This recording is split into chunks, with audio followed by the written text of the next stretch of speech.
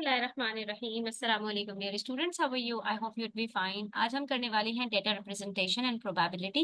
Video end तक देखिएगा, थोड़ा सा डिफरेंट टॉपिक है। इसके अंदर ज्यादातर चीजें थ्योरेटिकल हैं, ठीक है। इसके अंदर नंबर्स की चीजें नहीं है ज्यादातर, ठीक है। अब यहाँ पर हमारे पास बच्चों जो डेटा होता है, डेटा किसको कहते हैं? सबसे पहले हम ये बात समझ लेते हैं कि डेटा कहते हैं अलग अलग तरह की मेरे पास इंफॉर्मेशन पड़ी हुई हो और उसको मैं एक तरह से पूरा जो है, आप ये समझ लें जैसे कि मेरे पास बहुत सारे फ्रूट्स हैं अलग अलग पड़े हुए, ठीक है। और उसको एक बास्केट में सजा कर मैं अच्छी तरह से आपके सामने रिप्रेजेंट करूं, आपके सामने डिस्प्ले करूं, आपके सामने शो करूं। तो यही बात है कि डेटा अलग अलग अलग अलग कॉन्क्रीट जो है वो चीजों के पड़े होने का नाम है, ठीक है। मेरे पास कुछ जो है वो लड़कों का की इंफॉर्मेशन पड़ी हुई है, कुछ लड़कियों की पड़ी हुई है, कुछ अडल्ट की पड़ी हुई है। उन सब को मैं एक जगह पर ज्वाइन कर दूं। किसी एक चीज के बारे में हमने कोई जो है वो लोगों से इंटरव्यू किया और उसके बाद हमने जो है वो डेटा कलेक्ट किया, ठीक है। फॉर एग्जांपल हम यहाँ पर बात कर लेते हैं कि हम यहाँ पर स्पोर्ट्स की बात कर रहे हैं कि हमारी क्लास में फॉर एग्जांपल 40 बच्चे हैं और हम जो है वो उनका डेटा कलेक्ट करते हैं कि किस बच्चे को कौन से स्पोर्ट्स में सबसे ज्यादा दिलचस्पी है, ठीक है। तो अब यहाँ पर मैंने जो कलेक्शन की है हर बच्चों से ये पता करके कि किसको कौन सा स्पोर्ट्स पसंद है, तो ये डेटा है, ठीक है। अब इस डेटा को मैं बहुत तरह से आपके सामने रिप्रेजेंट कर सकती हूँ जिससे आपको ये पता चले कि मेरी क्लास में कितने बच्चों को क्रिकेट पसंद है, कितनों को हॉकी पसंद है, कितनों को जो है वो टेबल टेनिस पसंद है। तो ये क्या होगा कि ये डेटा रिप्रेजेंटेशन कहलाती है कि हमने जो इंफॉर्मेशन कलेक्ट की है उसको हम लोगों के सामने एक बेस्ट वे में रिप्रेजेंट करें, उसको शो करें, उसको डिस्प्ले करें, ठीक है। तो अब उसके अंदर हमारे पास बहुत सारी चीजें आ जाती हैं। हमारे पास सबसे पहले आ जाता है एक अदद बार ग्राफ। उसके अंदर हमारे पास एक एक्स एक्सेस होता है और एक वाई एक्सेस होता है। एक्स एक्सेस जो हमारे पास हॉरिजॉन्टल लाइन होती है और वाई एक्सेस जो हमारे पास ये लाइंस होती है। यहाँ पर हम क्या करते हैं कि हम यहाँ पर ऊंची ऊंची बार्स बना देते हैं, ठीक है।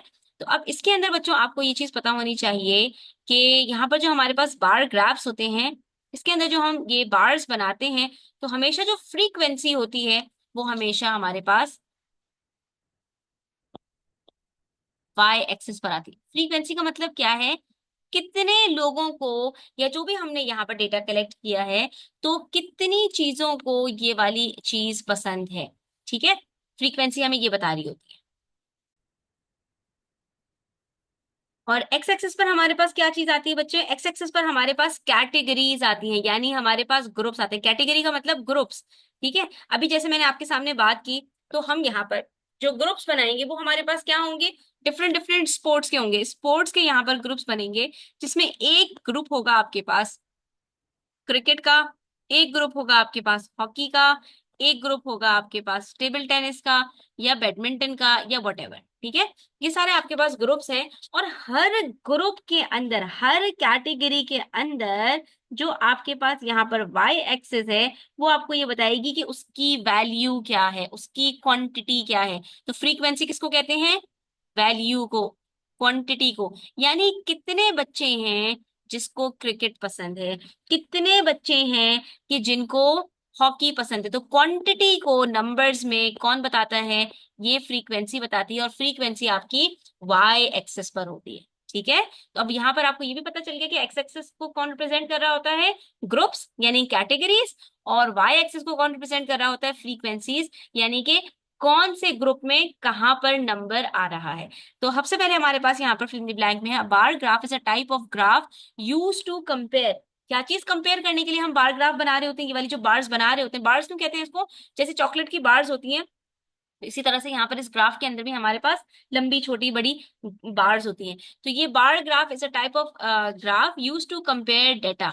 डिफरेंट डेटा को कंपेयर करने के लिए हम ये बार ग्राफ बनाते हैं। अभी मैंने आपको बताया था कि हमारे पास यहाँ पर जो हमने कलेक्ट किया की होती है इंफॉर्मेशन, तो उसको हम क्या कहते हैं? डेटा कहते हैं, ठीक है। तो डेटा बेसिकली कहते हैं फैक्ट्स को, स्टैटिस्टिक्स को, यानी कि क्वांटिटीज, कैरेक्टर्स, सिंबल्स, ये सारी चीजों को जो हम कलेक्ट करते हैं इसको हम क्या कहते हैं?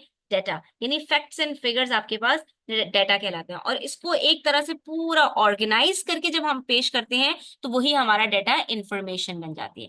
नंबर 2 में हमसे कह रहे हैं दी height of each bar in a bar graph represents the dash of each category. देखो ये आ गया ना, कैटेगरीज हमारे पास एक्स एक्सिस पर होती है और हर कैटेगरी की जो बार होती है वो क्या रिप्रेजेंट कर रही होती है? वो उसकी फ्रीक्वेंसी को रिप्रेजेंट कर रही होती है, ठीक है बच्चों। तो यहाँ पर हमारे पास क्या आ जाएगा? फ्रीक्वेंसी। ठीक है, यानी उसकी वैल्यू क्या है, उसकी क्वांटिटी क्या है हर कैटेगरी की, वो बार ग्राफ की हमें फ्रीक्वेंसी से पता चलती है, जो कि उसकी हाइट हमें बता रही होती है। अलाइन ग्राफ, अच्छा उसके बाद हमारे पास एक और ग्राफ आ जाता है बच्चों, वो उसके अंदर हम क्या करते हैं, इन बार ग्राफ्स को हटाकर हम यहाँ पर लाइंस बना देते हैं। ठीक है, अब यहाँ पे मेरे पास जो फ्रीक्वेंसीज हैं वो तो वही रहेंगी। ठीक है, जैसे बिल फर्स्ट मेरे पास क्लास के अंदर 7 बच्चे हैं, जिसको, अच्छा लाइन ग्राफ के अंदर भी कैटेगरीज हमारे पास बॉटम पर आती हैं, और जो है वो वाई एक्सिस पर हमारे पास यहाँ पर फ्रीक्वेंसी आ रही होती है। ठीक है, ये चीजें आपको पता होनी चाहिए। यहाँ पे मैंने लिखा 1 2 3 4 5 6 7 8। ठीक है, बिलफर्स मैंने आपसे कहा क्रिकेट हमारे पास 7 बच्चों को पसंद है, मैंने यहाँ पर एक डॉट लगा दिया। ठीक है, उसके बाद मैंने आपसे कहा कि हॉकी हमारे यहाँ 5 बच्चों को पसंद है, तो एक डॉट हमने 5 के साथ लगा दिया।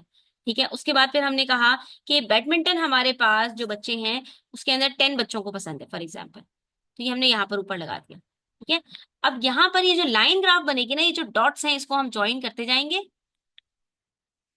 और ये हमारे पास लाइन ग्राफ बनेगी। तो a line graph is a type of graph use to show, ये हमें क्या बता रहा होता है, ये हमें ट्रेंड्स बता रहा होता है। यहाँ पर हमारे पास क्या आएगा, ट्रेंड। ट्रेंड क्या होता है बच्चों, आप सब सोशल मीडिया जानते हैं, तो ट्रेंड किसको कहते हैं, कि एक चीज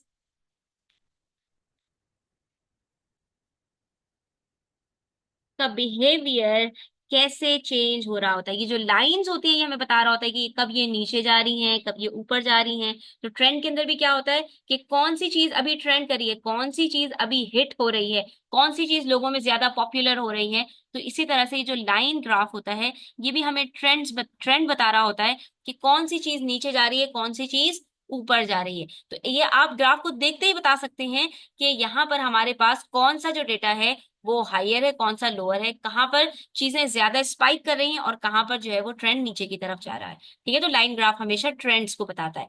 the data points in a line graph are connected by a line. तो यहाँ पर हमारे पास ये जो डेटा पॉइंट्स होते हैं इसको हम किससे कनेक्ट कर रहे होते हैं, इसको हम लाइन से कनेक्ट कर रहे होते हैं, इसीलिए तो इसको लाइन ग्राफ कहते हैं। ये डेटा पॉइंट्स है ना हमारे पास, इसको हमने क्या किया, लाइंस के साथ कनेक्ट कर दिया, ज्वाइन कर दिया। ईच सेक्टर, अच्छा उसके बाद हमारे पास एक तीसरी कैटेगरी आती है बच्चों, और इस कैटेगरी का नाम है पाई चार्ट्स। पाई चार्ट्स क्या होते हैं, तो हम एक सर्कल बनाते हैं, ठीक है, और इस सर्कल के अंदर जो हमारे पास सेंटर होता है, यहां से हम क्या करते हैं, जो भी हमारे पास, जैसे अभी हमने बात की क्रिकेट स्पोर्ट्स और इन सब चीजों की, तो अब इसके अंदर हम क्या करते हैं, यहाँ पर हम एंगल्स बनाते हैं।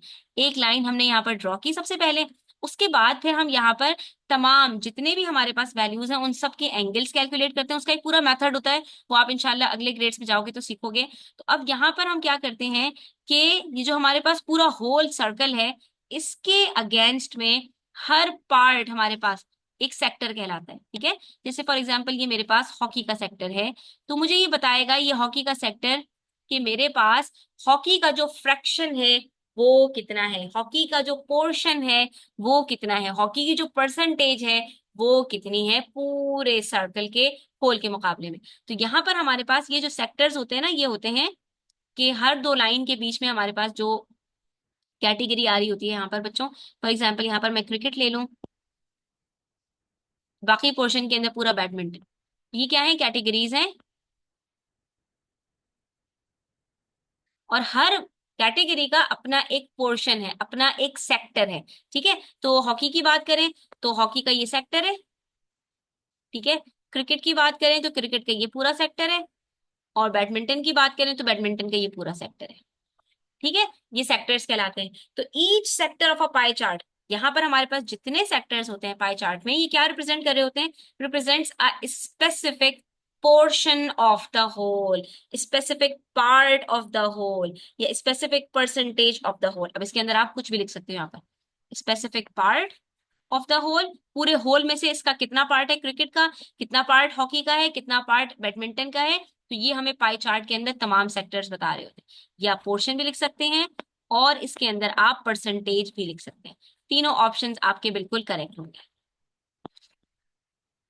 ठीक है बच्चों, इस तरह से आपने करना है। उसके बाद हमारे पास है आ गया यहाँ पर प्रोबेबिलिटी। प्रोबेबिलिटी किसको कहते हैं, सबसे पहले हम यहाँ पर ये समझ लेते हैं बच्चों, उसके बाद फिर हम इसको डिस्कस करेंगे। मेरे पास की एक डाइस है फॉर एग्जाम्पल, ठीक है। डाइस आप सब जानते हैं ना, जिससे आप लूडो खेलते हैं, जिसको हम उर्दू में छक्का भी कहते हैं, ठीक है। तो उसमें क्या होता है, हमारे पास इस डाइस के ऊपर 6 नंबर्स लिखे हुए होते हैं, हर डाइस के ऊपर 1 2 3 4, 1 2 3, 1 2, ठीक है। हर डाइस के ऊपर 6 नंबर्स होते हैं। अब जब भी हम इस डाइस को रोल करेंगे तो हमारे पास कोई ना कोई एक नंबर आएगा। तो हमें पहले ये पता लगाना है कि हमारे पास इस डाइस में टोटल नंबर्स कितने हैं।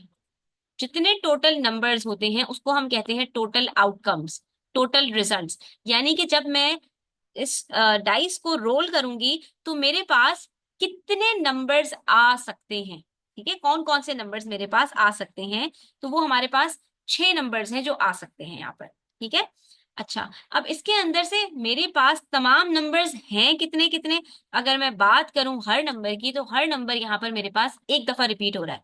अगर मैं आपसे पूछूं कि when I will roll a dice, the possibility, the chances are कि इट वुड बी 1।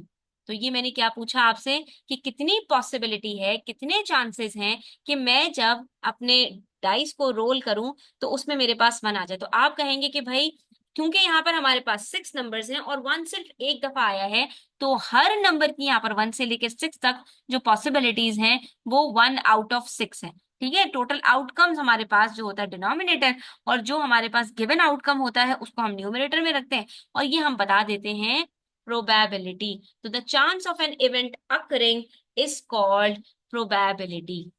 प्रोबेबिलिटी को हम कहते हैं किसी भी चीज के कितने चांसेस हैं होने के या ना होने के, वो हमें प्रोबेबिलिटी बताती है। यानी कि किसी भी चीज की कितनी पॉसिबिलिटी है होने की। तो ये प्रोबेबिलिटी को हम जो है वो नापते किस तरह है बच्चों, इसके लिए हम एक नंबर लाइन बनाते हैं, ठीक है। यहाँ पर ये 0 से स्टार्ट होती है और 1 पर खत्म हो जाती है। आप कहेंगे 0 से स्टार्ट होती है और 1 पर खत्म हो जाती है, तो 0 और 1 के बीच में कोई नंबर्स नहीं होते, होते हैं ना। हमारे पास इसके बीच में जो नंबर्स होते हैं वो 0 से लेके हाफ तक जो नंबर्स होते हैं, तो 0 कहते हैं इम्पॉसिबल को। यानी अगर किसी चीज की मैं कह रही हूँ प्रोबेबिलिटी 0 है, तो इसका मतलब है कि वो काम नहीं हो सकता। यानी अगर मैं आपसे कहूं कि मैं डाइस को रोल करूंगी और मेरे पास जो नंबर आएगा वो 7 होगा, तो आप कहेंगे ये इम्पॉसिबल है, इसकी प्रोबेबिलिटी, इसके चांसेस 0 हैं। और अगर मैं आपसे कहूं कि मैं जब डाइस को रोल करूंगी तो मेरे पास एक नेचुरल नंबर आएगा, तो आप क्या कहेंगे कि जी हाँ, हमारे पास 1 से लेकर 6 तक सारे के सारे नेचुरल नंबर्स हैं, इसलिए इसकी जो प्रोबेबिलिटी है वो सर्टेन होगी। सर्टेन का मतलब यकीनन ऐसा ही होगा, क्योंकि 6 के 6 नंबर, सारे के सारे नंबर्स नेचुरल हैं। 1 आएगा वो भी नेचुरल, 2 है वो भी natural, 3 natural, 4 natural, 5 natural, 6 natural, सारे ये नेचुरल नंबर्स हैं, क्योंकि नेचुरल नंबर से स्टार्ट 1 से होते हैं और ये सारे नेचुरल नंबर्स लिखे हुए हैं। तो इसकी प्रोबेबिलिटी, इसके चांसेस 100% हैं, यानी कि 1 है। 1 का मतलब होता है सर्टेन, यकीनन ऐसा ही होगा। और अगर मैं आपसे पूछूं कि मेरे पास जब मैं इस डाइस को रोल करूंगी तो कितने चांसेस हैं कि मेरे पास इवन नंबर्स आ जाएं, तो आप कहेंगे सबसे पहले हम यहाँ पर देखते हैं कि हमारे पास यहाँ पर कौन कौन से नंबर्स हैं और इनमें से कितने इवन हैं, ठीक है। तो बच्चों यहाँ पर मेरे पास 6 नंबर्स में से 3 नंबर्स इवन हैं और 3 ऑड हैं, ठीक है। तो अगर 3 ऑड हैं तो आधे इवन हैं और आधे ऑड हैं, तो इसका मतलब है कि जब भी मैं डाइस रोल करूंगी तो आधा चांसेस है कि वो इवन नंबर आएगा और आधे चांसेस है कि वो ऑड नंबर आएगा। तो ऐसी प्रोबेबिलिटीज को हम कहते हैं इवन चांस, ठीक है। बराबर बराबर 50-50 चांस है कि ऐसा हो भी सकता है और ऐसा नहीं भी हो सकता। और उसके बाद बच्चों, जिसके चांसेस 50% से कम होंगे लेकिन 0 से ज्यादा होंगे, उसकी प्रोबेबिलिटी को हम कहते हैं अनलाइकली, यानी कि ऐसा होने के चांसेस बहुत कम हैं। और जिसकी प्रोबेबिलिटी हाफ से ज्यादा, 50% से चांसेस ज्यादा हो लेकिन 100% से कम हो, तो उसको हम कहते हैं लाइकली। जैसे मैं आपको एग्जांपल दूं, अगर मैं आपसे यहाँ पर कहूं कि मैं जब रोल करूंगी डाइस को, तो बताइए मेरे पास कोई ऐसा नंबर आए जो ना तो मेरे पास प्राइम हो ना कॉम्पोजिट हो। तो अब आपको यहाँ पे पता होना चाहिए बच्चों कि हमारे पास ऐसे दो नंबर्स होते हैं, 0 और 1, ठीक है। ये ना प्राइम होते हैं ना कॉम्पोजिट होते हैं, ठीक है। तो अब हमारे पास अगर ये दो नंबर्स की मैं बात कर रही हूँ, तो इसमें से मेरे पास कितने नंबर्स हैं? सिर्फ वन है, कि जो ना प्राइम है ना कॉम्पोजिट है।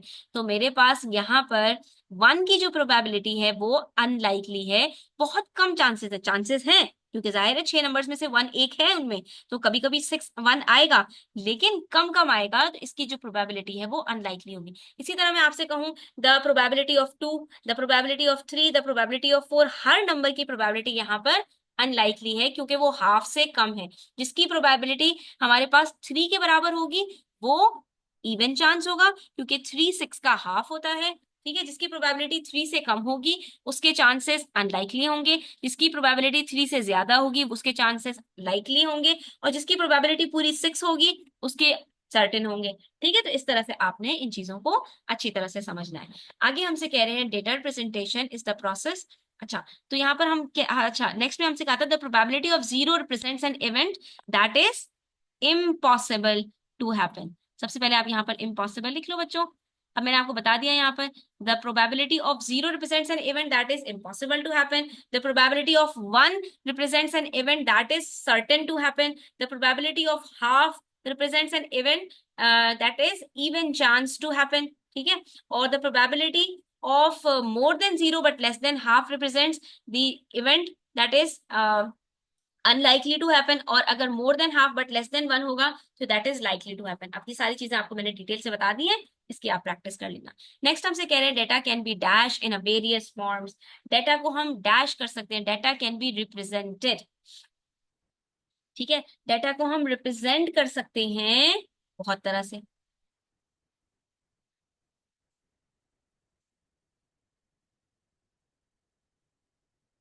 अच्छा, उससे पहले हमारे पास एक और है, data representation is the process of dash data in a clear way.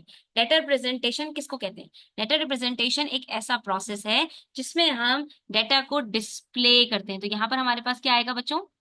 Of displaying data या ऑफ एक्सप्रेसिंग डेटा।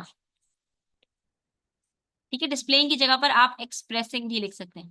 डेटा को एक्सप्रेस करने का एक तरीका है एक क्लियर वे में डिस्प्ले करने का। डिस्प्ले करने का मतलब जैसे हम एक टेबल के ऊपर बहुत सारी चीजें रख देते हैं, तो क्या करते हैं हम वहां पर डिस्प्ले कर रहे होते हैं, दिखा रहे होते हैं लोगों को।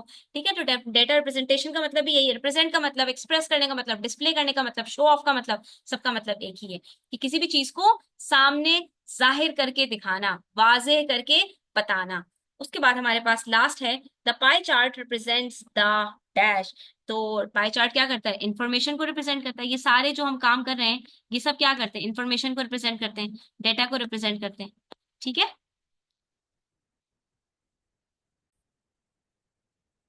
इसके बाद कुछ हमारे पास ट्रू फॉल्स स्टेटमेंट्स हैं। उसके अंदर कहना है data representation is the process of collecting and organizing data. जी हाँ, सबसे पहले हम डेटा को कलेक्ट करते हैं, सारे सारे बच्चों से पहले पूछेंगे कि किसको कौन कौन से स्पोर्ट्स पसंद है, उसके बाद उसको ऑर्गेनाइज करेंगे, फिर उसको एनालाइज करेंगे। तो यही तो होता है डेटा रिप्रेजेंटेशन। बिल्कुल सच बात कही। ठीक है, pie chart are use to show part to whole relationship. अभी हमने कहा था कि हमारे पास एक पूरा होल होता है, उसके अंदर हम सेक्टर्स बनाते हैं, इसके जो पार्ट्स होते हैं, पार्ट से होल के साथ हम जो रिलेशनशिप होता है उसको पाई चार्ट में शो करते हैं। ये बात भी बिल्कुल सही है। अब bar graph can be use to show trends over time. ये हम ट्रेंड्स के लिए नहीं होता, ये लाइन ग्राफ होता है, तो ये हमारे पास फॉल्स हो जाएगा। नेक्स्ट है a line graph can only be use to show numerical data. Numerical data का मतलब होता है नंबर्स वाला data.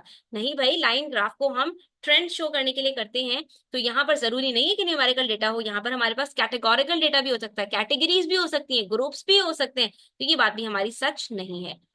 A pie chart can be used to compare the trends of multiple variables। नहीं, ये बात इन्होंने गलत कर दी। मल्टीपल वेरिएबल्स का मतलब कह रहे हैं अलग अलग तरह के वेरिएबल्स को यहाँ पर एक साथ एक पाई चार्ट में करते हैं। नहीं, एक ही तरह की अलग अलग चीजें होती हैं। तो एक सिंगल वेरिएबल होता है, कोई भी एक चीज, स्पोर्ट्स को ले लें, फूड को ले लें, ठीक है, कोई भी एक कैटेगरी को ले लें और उसके अंदर आप डिविजन्स कर दें, तो इसको हम कहते हैं कि सिंगल वेरिएबल होता है। हाँ, उसके अंदर ट्रेंड्स, अगर यहाँ पर कहते हैं a pie chart can be use to compare the trends of single variable, तो ये बात सही होती। लेकिन अभी जो बात इन्होंने कही है ये बात सही नहीं है। ठीक है, इसका मतलब मल्टीपल वेरिएबल्स का मतलब बच्चों क्या है? मल्टीपल वेरिएबल्स का मतलब ये है, कहना चाह रहे हैं कि आपके पास यहाँ पर स्पोर्ट्स को भी, फूड को भी और लोगों के हॉबीज को भी, सारी चीजों को एक साथ करके और उसके बाद एक जो है पाई चार्ट के अंदर शो कर दो, तो ये बात सही नहीं है।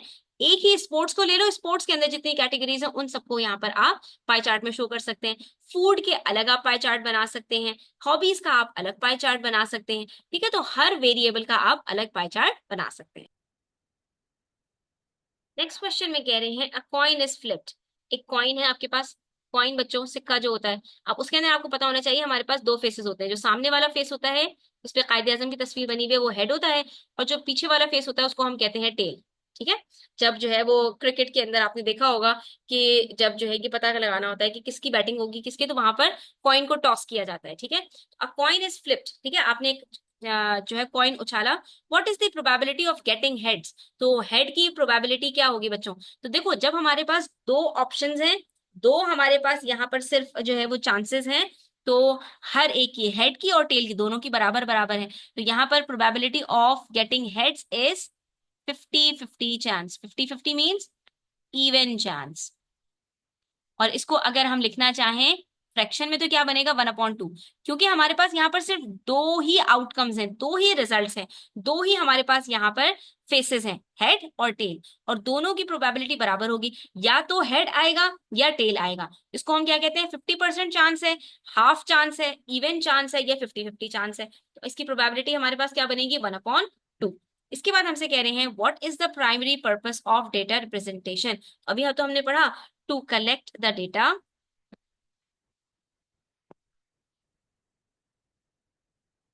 बल्कि टू कलेक्ट द डेटा नहीं कहेंगे, बल्कि हम यहां पर कहेंगे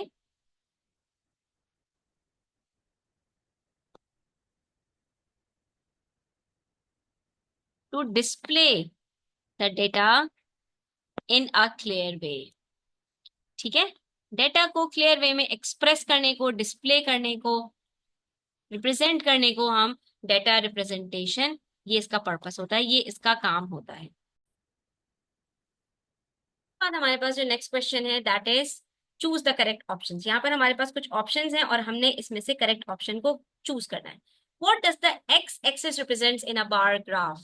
मैंने आपको बताया था यहाँ पर हमारे पास जो बार ग्राफ होता है उसके अंदर एक्स एक्सिस पर हम किन चीजों को रिप्रेजेंट कर रहे होते हैं, जो हमारे पास यहाँ पर ग्रुप्स होते हैं, ठीक है। तो यहाँ पर नंबर ऑफ आइटम्स भी हो सकते हैं, क्वांटिटी ऑफ आइटम्स भी हो सकते हैं, और टाइप्स ऑफ आइटम्स भी हो सकते हैं। तो इसके अंदर हमारे पास जो ऑप्शन आएगा that is all of the above आ जाएगा, ठीक है। अच्छा, उसके बाद है हमारे पास यहाँ पर विच of the following is a characteristic of a bar graph. Characteristic का मतलब होता है एक बार ग्राफ की क्या खास बात है, क्या खुसूसियत है, ठीक है, कि जिसको हम बार ग्राफ कह सकें। तो अब यहाँ पर हमारे पास क्या है, the bars are connected, bars एक दूसरे के साथ जुड़ी हुई होंगी। The bars are not connected, bars एक दूसरे के साथ जुड़ी हुई नहीं होंगी। The bars are of equal width, कि बार्स सारी की सारी बराबर होंगी। The bars are of different widths, और बार्स जो होंगी सारी अलग अलग विथ की होंगी, ठीक है।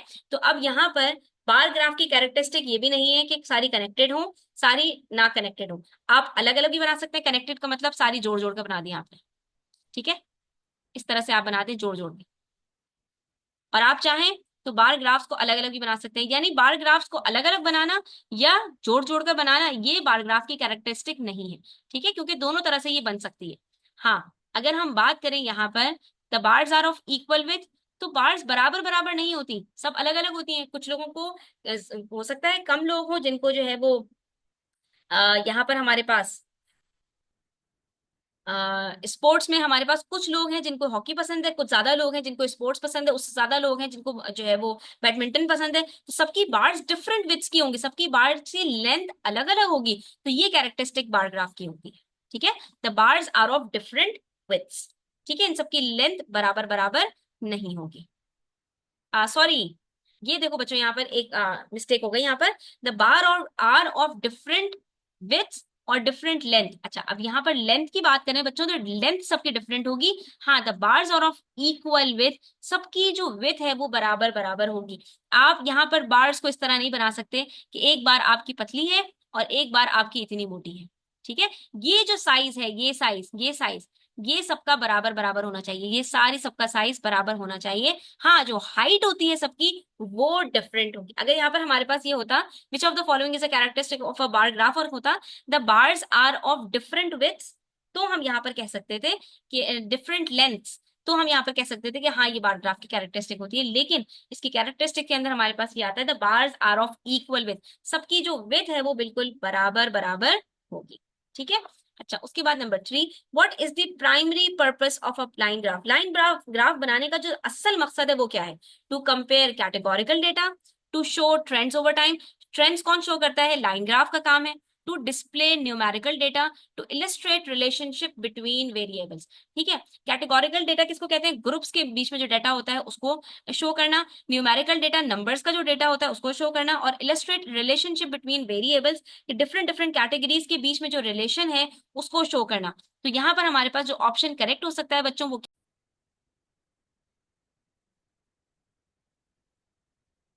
तो बच्चों यहाँ पर आप ये बात याद रखना कि लाइन ग्राफ का काम होता है ट्रेंड्स बताना। लाइन ऊपर जा रही है तो इसका मतलब है कि ये ऊपर की तरफ जा रहा है। ठीक है। ये नीचे आ रही है तो इसका मतलब है ट्रेंड नीचे आ रहा है। फिर ऊपर जा रही है, फिर ऊपर जा रहा है। तो ये लाइन ग्राफ का काम होता है to show trends over time. ठीक है। अच्छा, और उसके बाद फिर हमारे पास है what is the purpose of a pie chart? तो पाई चार्ट मैंने आपको बताया था ये प्रोपोर्शंस ऑफ अ होल को बताता है। ठीक है। एक होल के अंदर हर सेक्टर का पोर्शन कितना है, हर सेक्टर का पार्ट कितना है, तो ये हमें पाई चार्ट बताता है। तो इसके अंदर हमारे पास आ जाएगा to illustrate proportions of a whole. बाकी जो कैटेगोरिकल डेटा और डिस्प्ले द न्यूमेरिकल डेटा की बात है वो बार ग्राफ का काम है। ठीक है। तो what does each slice of a pi graph represent? जो एक स्लाइस होता है, स्लाइस का मतलब जैसे आप जो है पिज्जा के अंदर स्लाइसेस बनाते हैं, तो इसी तरह से इसके भी जो सेक्टर्स होते हैं वो स्लाइसेस होते हैं ना। तो एक स्पेसिफिक कैटेगरी को, एक स्पेसिफिक वैल्यू को, एक स्पेसिफिक परसेंटेज को, तीनों बातें इसके अंदर आएंगी। हमने कहा कैटेगरी भी हो सकती है, ठीक है, ग्रुप भी हो सकता है, एक स्पेसिफिक वैल्यू भी हो सकती है और एक स्पेसिफिक परसेंटेज भी हो सकती है। तो इसके अंदर ऑल ऑफ द अबव आपका सही ऑप्शन होगा। उसके बाद कह रहे हैं व्हाट इज प्रोबेबिलिटी? प्रोबेबिलिटी किसको कहते हैं? अभी हमने कहा था कि जो चांसेस होते हैं कि एक काम के होने या ना होने के, a measure of the likelihood of an event. एक काम की लाइकलीहुड क्या है, चांसेस कितने हैं? लाइकलीहुड का मतलब होता है कितने चांसेस हैं किसी भी इवेंट के होने के। A measure of the certainty of an event, कि एक इवेंट के होने की कितने यकीन है। ठीक है। हमने क्या बात की थी कि इसके चांसेस कितने हैं। A measure of the frequency of an event, a measure of the rarity of an event. इसका आंसर क्या आएगा? A measure of the likelihood of an event, कि एक इवेंट के होने के चांसेस कितने हैं, उसकी लाइकलीहुड कितनी। लाइकलीहुड का मतलब होता है चांसेस। ठीक है। तो यहाँ पर हम क्या कहेंगे? Probability is a measure of the likelihood of an event. Certainty का मतलब होता है कितना यकीन है उसके होने का, तो कितना ना यकीन नहीं है, तो ये भी तो हमें प्रोबेबिलिटी बताता है ना। ठीक है। और फ्रीक्वेंसी नहीं बताता हमें, और रेयरिटी भी। रेयरिटी का मतलब कि कितने कम चांसेस हैं। Rare is the opposite of certainty. Rare का मतलब बहुत कम, और सर्टेन का मतलब यकीन। तो ये दोनों एक दूसरे के ऑपोजिट्स हैं। तो ये दोनों चीजें ही हमें यहाँ पर जो है वो प्रोबेबिलिटी बता रहा होता है। तो हमारे पास जो सबसे सही ऑप्शन है उसका measure of the likelihood of an event आएगा। उसके बाद कह रहे हैं what is the range of values for probability? Probability के वैल्यूज की रेंज क्या है? तो हमने बताया था 0 से 1 के बीच में होता है। ठीक है। ये चीजें बच्चों आपने याद करने वाली ज्यादा है, इसके अंदर आपने याद कर लेना है। What does a probability of 1 represent? मैंने आपसे कहा था सर्टेनिटी को बताते हैं। An event that is certain to happen, उसकी प्रोबेबिलिटी 1 होती है। An event that is impossible to happen, उसकी 0 होती है। And event that is likely to happen, उसकी 0 से लेकर सॉरी हाफ से लेकर 1 तक के बीच में होती है। And event that is unlikely to happen, तो उसकी 0 से लेके हाफ तक के बीच में होती है। चलिए बच्चों, अगले क्वेश्चन में हमसे कह रहे हैं the following data represents the number of students in each grade level at a school, create a bar graph to represent the data. ठीक है। एक स्कूल के अंदर एक ग्रेड में कितने बच्चे हैं उसका हमें यहाँ पर बार ग्राफ बनाना है। तो हम यहाँ पर जो ग्रेड्स हैं उसको हम रखेंगे एक्स एक्सेस पर, और जो हमारे पास फ्रीक्वेंसीज हैं, जो उनके नंबर्स हैं, जो उनकी वैल्यूज हैं, उसको हम रखेंगे वाई एक्सेस पर। तो हमारे पास यहाँ पर जो ग्रेड्स हैं बच्चों वो कौन कौन से हैं? First, second, third, fourth, fifth, और ये सारे क्या हैं हमारे पास? ग्रेड्स। तो हम यहाँ पर लिख देंगे ग्रेड्स। ठीक है। और नंबर ऑफ स्टूडेंट्स हमारे पास स्टार्ट हो रहे हैं 25, 30, 28, 32, 35। तो हम यहाँ पर बना लेते हैं बच्चों 10, 20, 30 और 40। ठीक है। तो ये हमारे पास क्या है? नंबर ऑफ स्टूडेंट्स, जो कि ये फ्रीक्वेंसी है। फ्रीक्वेंसी का मतलब कि फर्स्ट ग्रेड में कितने बच्चे हैं, तो ये कितने वाली चीज का आंसर होता है, ये फ्रीक्वेंसी कहलाती है।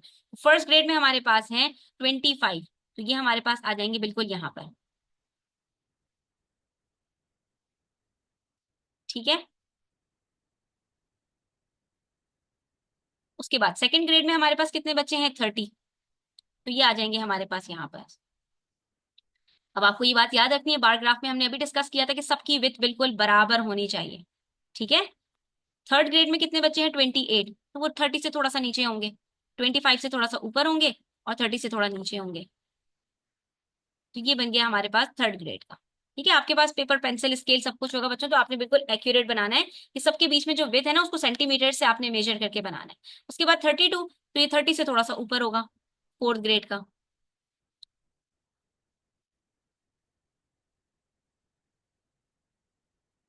ठीक है। अच्छा, उसके बाद फिर हमारे पास फिफ्थ ग्रेड की बात करें तो वो 35 है। तो वो बिल्कुल हमारे पास 30 और 40 के बीच में आएगा, 30 और 40 के बिल्कुल बीच में। तो वो हमारे पास आ जाएगा 32 से भी थोड़ा सा ऊपर।